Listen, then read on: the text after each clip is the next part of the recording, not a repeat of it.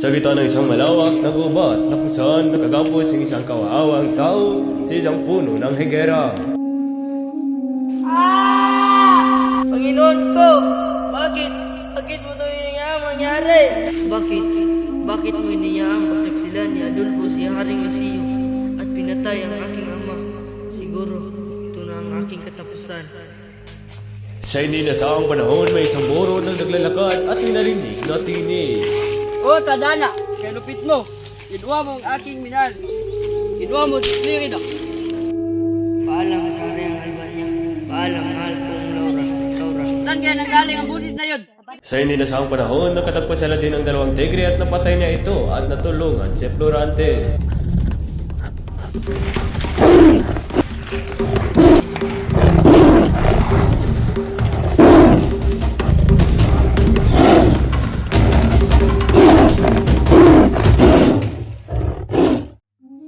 Parang nakita ko na itong tao ko.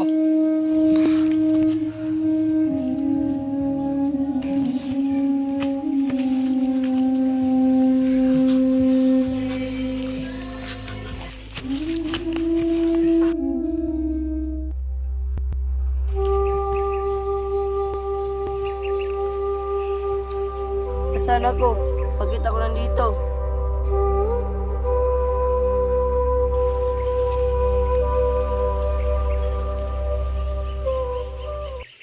Huwag kang mag-alala, hindi ako masamang tao. Hindi mo ba mapapansin tayo ay magkaway? Isa kang moro. Dinagdagan mo lang ang iyong pasakit. Ganun, salamat.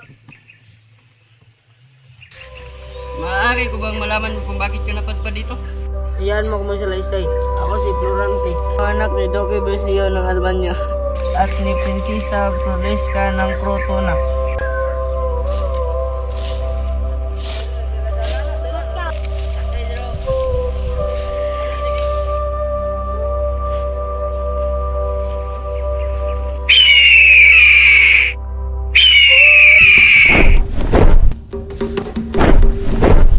Tulong! Tulong!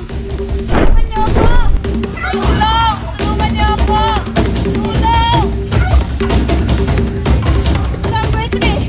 Lumayo ka sa akin, pinsan!